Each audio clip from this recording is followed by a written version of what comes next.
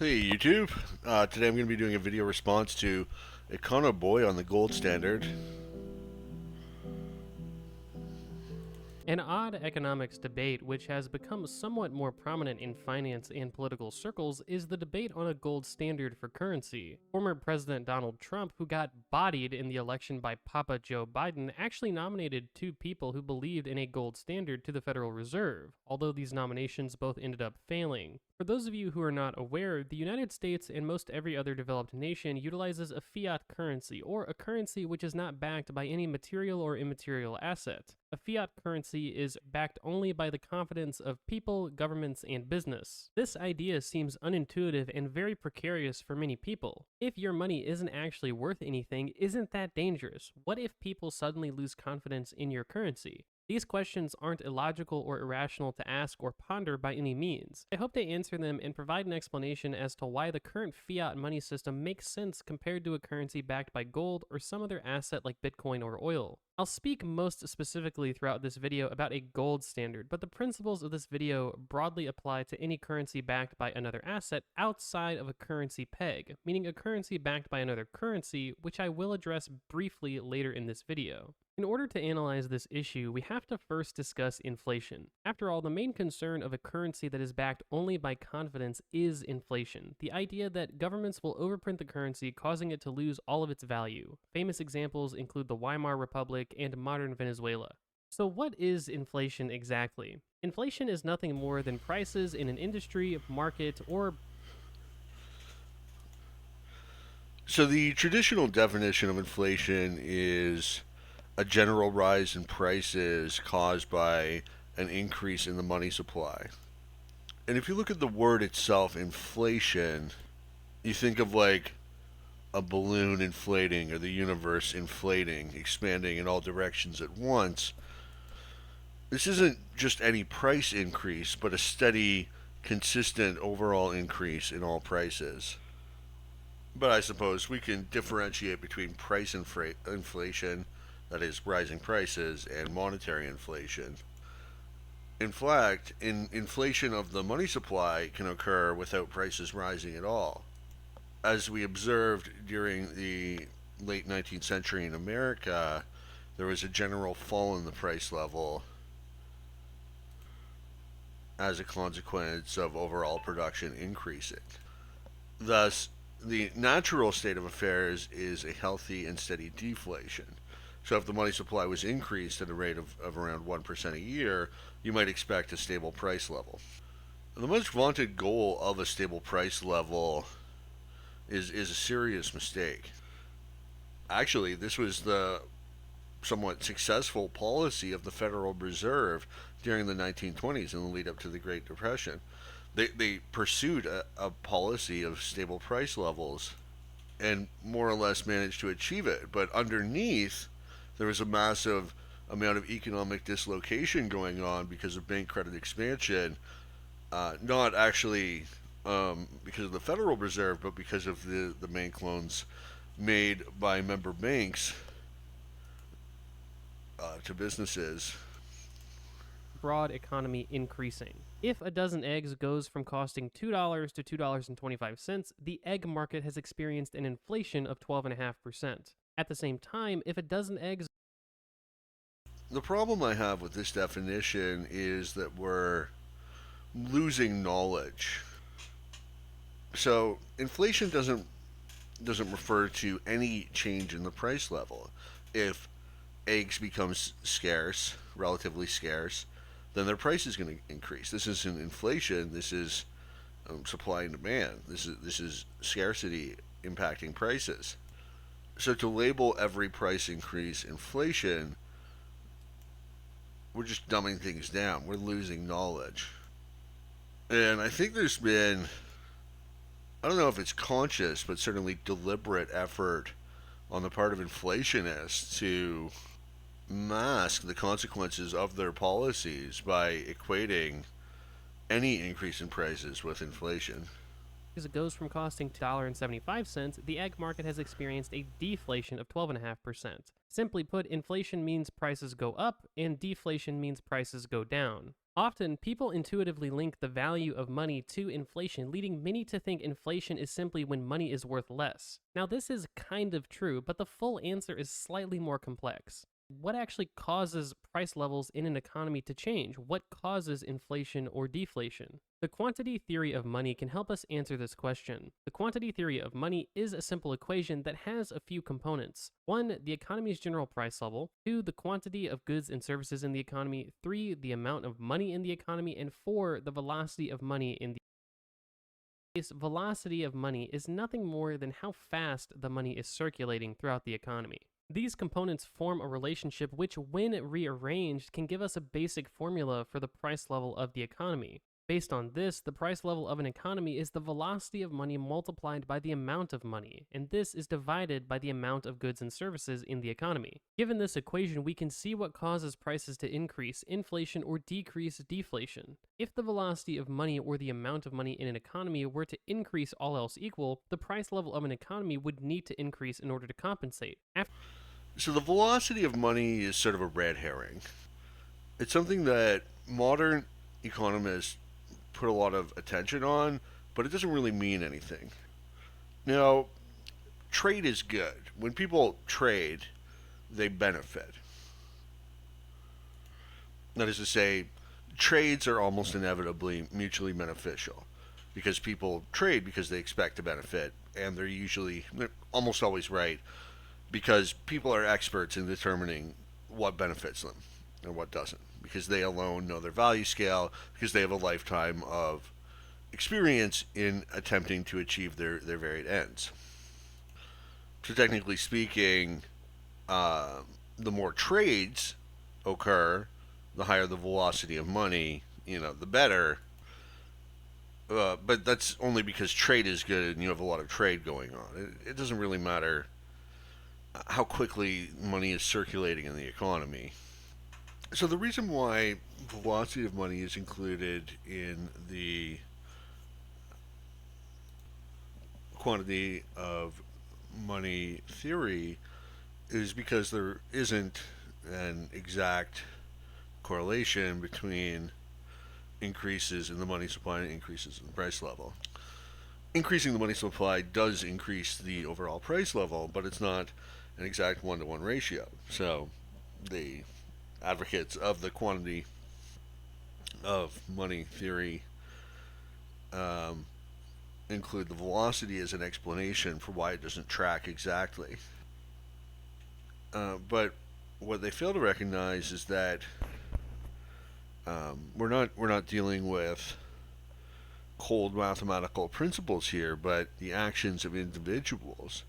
So, what's actually happening is that there tends to be an underestimation of inflation when it first starts, when the money supply starts increasing. That is, price levels do not increase as rapidly as the money supply increases. But then, after a prolonged period of time, the price level starts to track with inflation. And then, if you keep going even further, then price level actually starts jumping ahead of inflation because of consumer expectations. I should attribute that to Hazlitt's exposition on the subject, by the way. An excellent article excerpted from Money, the Market, and the State, published in 1968. Another problem with the whole concept of the velocity of money is that it misses the point that money is just a medium of exchange, and what's really being traded amongst agents in the economy is production. Money's just facilitating that. All of these goods and services aren't going to want their shelves to be empty in the short run, so they'll have to increase prices in order to ensure a more regular and predictable flow of goods and services. Of course, the opposite is true in economies or markets where the amount of money or the velocity of money decreases. This causes producers to lower their prices because they need to attract customers to their business. They don't want their products and services to sit idle, and they're now competing in an economy with less dollars to go around. At the same time, let's look at the Q in this equation. We can see that if the amount of goods or services in the economy were to increase, the price level would need to decrease all else equal. There's more stuff competing for those dollars in the economy, so prices of the economy need to come down. Keep in mind throughout this, I've used the phrase all else equal. You'll find in economics this phrase does a lot of heavy lifting, and this is because, as with many examples, the equation can actually be very dynamic in the real world. The velocity of money, the amount of money, and the amount. And this is the broader problem with logical positivism or empiricism as a methodology in economics, because ceteris is never paribus, then it's virtually impossible to infer infer rules simply from examining statistical evidence. You need theory to guide you in order to make sense of any data in the first place. Of goods and services in the economy do not move in vacuums, so of course these three things are constantly changing and can even feed into each other. To bring this back to the main topic of the video, a gold standard or an asset-backed currency is a currency that can at any time be exchanged with a certain amount of an asset, or at the very least is worth some amount of an asset as guaranteed by the government. Take the US for example. The Gold Reserve Act of 1934 resulted in the US government valuing or guaranteeing that 35 US dollars was equal. So it's important to understand that actually the US effectively went off the gold standard with the formation of the Federal Reserve. So prior to this, the U.S. was on a gold standard, and actually, what happened was banks would issue private banknotes rather than using like United States currency. Banks would issue their own banknotes, and people would sort of use that as cash, and then when they would receive it, they would deposit it at their bank, and then their bank would call upon the other bank and redeem it for gold. So that was the real hard money gold standard. Um, also, also 100% reserve banking in a free banking system. So what happened was uh, the formation of the Federal Reserve, which was an attempt to cartelize the banking system to allow banks to engage in credit creation, that is, creating money out of thin air and lending it out without the sticky problem of specie redemption. If a bank just tried that, just tried creating banknotes that weren't backed by gold, then as soon as those banknotes were deposited at a rival institution, they would be called upon for redemption. And if the bank didn't have the gold, then they were bankrupt. But what happened with the Federal Reserve was instead of these private banknotes being backed by gold, they would now be backed by Federal Reserve notes. And so all the banks could now engage in uh, artificial credit creation. Now they could lend out essentially money that's created out of thin air instead of money that represents actual savings. And this is actually a criminal activity. This is counterfeiting. It's fundamentally no different than if I were to just print money and go out and spend it. Okay, the the bank's lending out money that they just created for profit. Just like if I had a printing press and I created money and I spent it, I would profit. I would get these real goods from nothing. So these banks benefit by lending out money that isn't necessarily representative of savings. So it's a misconception to say that the United States was on a gold standard during, I mean, even before FDR, um, that technically the U.S. dollar was still redeemable for gold. Uh, FDR actually went off the gold standard. In 1933, FDR actually ordered the confiscation of all the gold in the United States. In fact, it wasn't until Gerald Ford reversed this decision that Americans were even allowed to own gold. Executive Order 6102 required all persons to deliver on or before May 1st, 1933, all but a small amount of gold coin, gold bullion, and gold certificates owned by them to the Federal Reserve in exchange for $20 per troy ounce. Alright, well, at least he paid them. It's still such a weird, communist move. But yeah, the United States was off of the gold standard essentially after the Federal Reserve. And this is important because the reason why a gold standard is good is because it prevents the money supply from being increased. But during the 1920s, when America was still technically on the gold standard, there was substantial bank credit inflation because of the cartelization of the banks under the Federal Reserve, because the gold, the gold standard, the redeemability of the dollar for gold, or actually the banknotes for gold, wasn't really in play. Americans just didn't redeem their currency for gold. They would just use the Federal Reserve notes, the bank notes, and that was it. Very little specie was in circulation, like gold coins, silver coins. It was all just paper money, basically. They had made it to fiat. Technically, you could still redeem your American currency for gold, but that wasn't done on a habitual basis, um, as had been the case with banknotes prior to this, prior to the Federal Reserve being established. So, under the new regime, banks were able to expand credit, expand the money supply by about $20 billion, about a 50% increase in the money supply. Almost all of that going to loans to businesses. So, this is money that was created out of thin air by the private banking system and then lent out to businesses.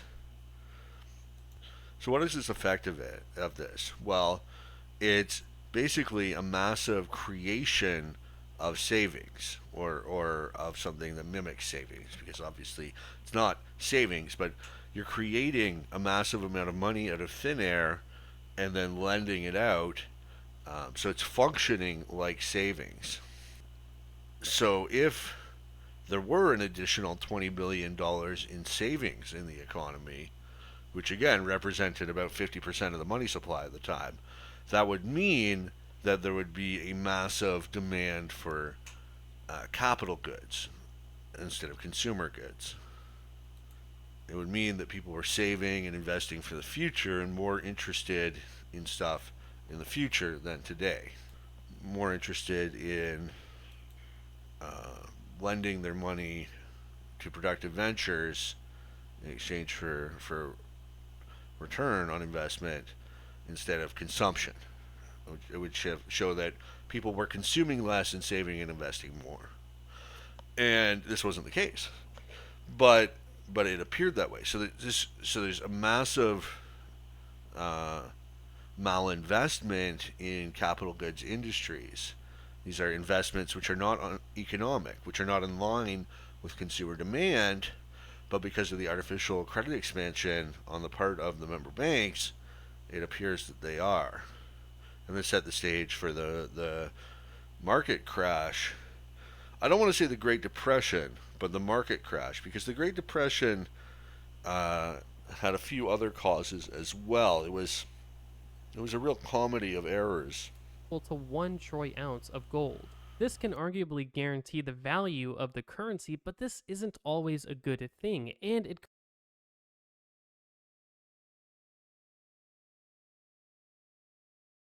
How is the value of the currency established if you're prohibited by law from owning gold? creates issues for the economy. A small side note here is that a very valuable currency isn't always a good thing and often erodes domestic producers' abilities to compete with international firms. If a currency is worth a ton of money relative to others, consumers are incentivized to import their products rather than buy from domestic manufacturers or producers. Watch my video on the Plaza Accord to learn more about exchange markets and currency pegs for a bit of a deeper dive on this issue. Now, in terms of a government's relationship to businesses, often the best thing a government can do to foster a healthy amount of private investment within the economy is to provide stability. If your government is getting into wars left and right, elects a socialist reformer and then a far right populist, or has a totally inconsistent industrial and trade strategy in general, this can make for a volatile environment, which more often than not causes the economy to be similarly volatile. Volatility is, at the end of the day, often bad for the people on the ground, the factory worker, the salesperson, the school teacher, etc. In any economic system, there will be some amount of volatility, though part of the project of a government should be to reduce this volatility when able without sacrificing the economy's ability to expand. This is where the conversations of inflation and a gold standard collide. A gold standard, or any standard which fixes the value of a currency to a separate asset, can cause a lot of volatility in an economy's price level. Of course, if the amount of money in the economy is by policy tied to a commodity, the amount of A citation needed. Actually, the 19th century, when the U.S. was on a gold standard, there was very little volatility in the price level, just steadily decreasing prices. money in the economy is much more fixed, as every new unit of currency created must be attached to the creation of the reserve asset, in this case, gold. Of course, in theory, the economy could mine more gold in order to sustainably print additional money in order to finance assorted projects, but this is a much more precarious and difficult process relative to the one we have today, where I mean, this is the whole point, that the money supply can't be increased. That you don't want to increase the money supply. That any amount of money is enough, and the gold standard restrains the creation of new money. That's the whole reason why you have a gold standard. faith backs a currency, and that currency can simply be printed, either literally on paper or figuratively through digital creation. Based on this Bureau of Labor Statistics data, you can see inflation was highly volatile before 1971 when the US Okay, but show the preceding 30 years. I mean, literally, what happened in 1913? The Federal Reserve was created. And then, of course, 1919 to 1920, you have a recession. Again, 1929, stock market crash. Both caused, by the way, by the Federal Reserve System. But if you look at the preceding 30 years of this graph, so you look at the CPI here following the Civil War, it's that blue line, incredibly stable compared to uh, founding of the Federal Reserve, and then it starts going haywire, right? This is you know, like it's all on this line. There's very little variation. So Econoboi is really hacking away at a straw man here, and using extremely misleading data to do so. I mean, he's actually using data that completely disproves his point and claiming the other way around. This is shocking. Again, the U.S. really went off the gold standard with the foundation, with the forming of the Federal Reserve.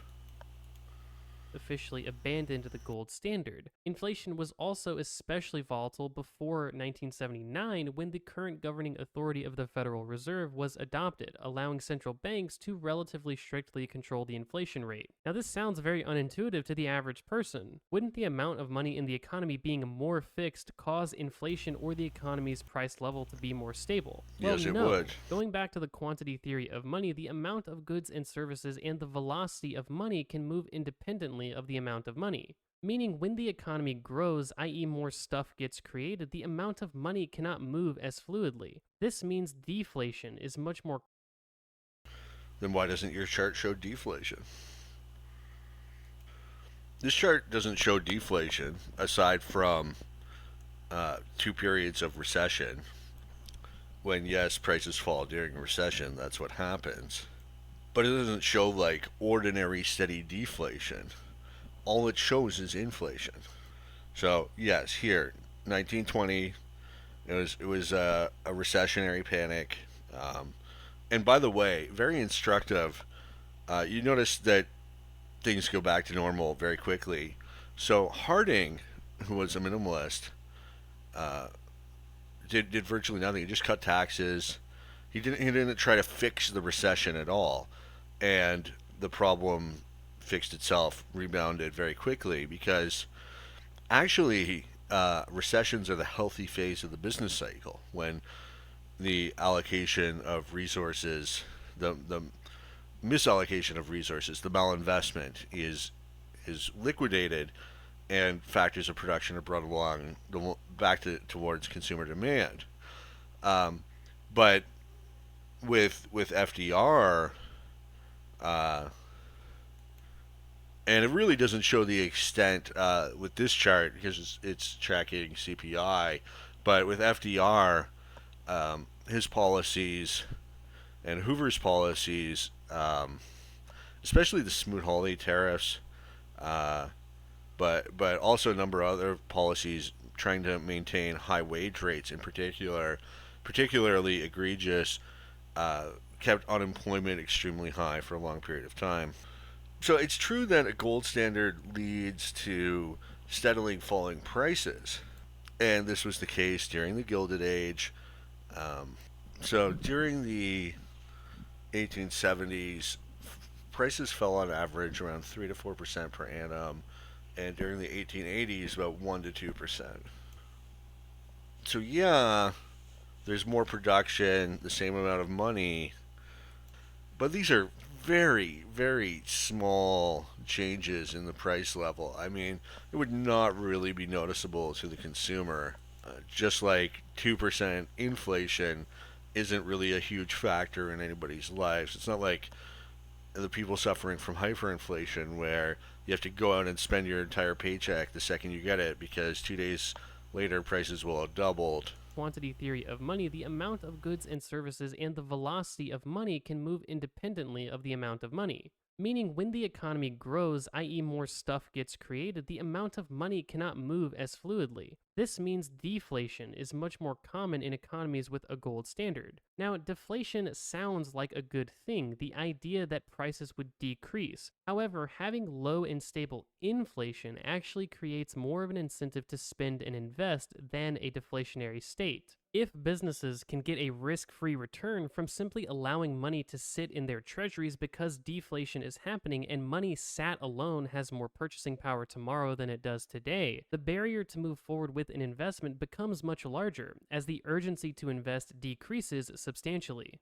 A fundamental Except again, we're talking about a 1 to 2% increase in the value of money or a fall in the price level, whereas businesses are going to see gross returns of, I mean, upwards of, I would imagine, like 50, 100% gross. Not profit, but um, like if you consider the markup, like a restaurant's going to sell, I would say probably like a 50% markup, depending, maybe more. Obviously, then they have to pay all their expenses and staff and whatever, and the profit rate is a lot lower. It's a business; you still got to pay all these people, and to the degree that people just save, that's just a greater supply of loanable funds anyway. I mean, it's true that a gold standard incentivizes savings, but savings is a cornerstone of economic growth. It's not hoarding money. It's savings. It's that's how you get investment. You can't invest without first saving.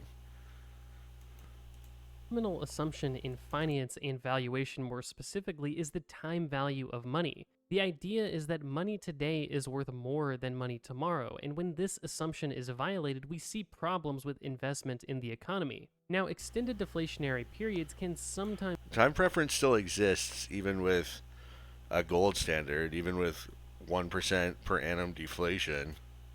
So it's not, you haven't violated whatever that was. I mean, people borrow money on their credit card at like 20%, greatly outpacing inflation. People always want stuff more today. That's why there's still a justification for charging interest on a risk free loan. Times mean the economy is experiencing a significant technological shift. If the productive capacity of the economy is shifted outward, i.e., the economy is able to gain a lot of efficiency and produce a lot more stuff, things become cheaper on a macro level because of this aggregate shift. However, since the monetary state cannot technologically shift the entire economy, this type of deflation cannot be artificially injected, meaning the reoccurring deflation and inconsistent price level of an economy caused by a gold standard means at least a more volatile business and economic environment and an aggregate disincentive from investing on a personal and corporate level. Thus, low and stable inflation is the standard goal of the Federal Reserve and most every central bank in the developed world. The key words being low. That's his real argument. It's the status quo. It's what people are doing, so it has to be right. But that's not a valid argument. And stable inflation. In review, economies need stability, and a gold standard is a much less reliable way to manage price levels in an economy. The system we have today with central banking and a fiat currency has proven to be both reliable and good at mitigating inflation and deflation risk. Now, this isn't to say that every country should always have a fiat currency. I think some economies have a decent justification for dollarization or utilizing a currency peg, but these are far cries from the outdated and unreliable system Dollarization is still using a fiat currency. It's just using the U.S. fiat currency. of a gold standard. Thanks for watching. Yeah, I feel like he completely failed to make a case there. You look at historically, America during the Gilded Age, extremely prosperous. The gold standard is foundational to a healthy economy. Sound money prevents the government from increasing the money supply. Inflation's very bad. It promotes debt. It penalizes anybody who saves money. It robs people of their savings. Okay, because if the government prints money and then spends that money, they're stealing from everybody who's got money saved. They don't get when when they print money and spend money. There's real resources that they're purchasing. Those don't come out of thin air. It comes from the savings of everybody who's saved money, and furthermore, the fiat money system and the central bank is what creates the boom bust business cycle through artificial credit expansion leading to malinvestment in capital goods industries. That's the whole boom and bust business cycle right there. It wouldn't happen on a true gold standard. Most importantly, fiat money promotes militarism and war. Going to war is extremely expensive, so one of the ways that the government finances war is by printing money through the fiat, through credit expansion, through the central bank purchasing government bonds.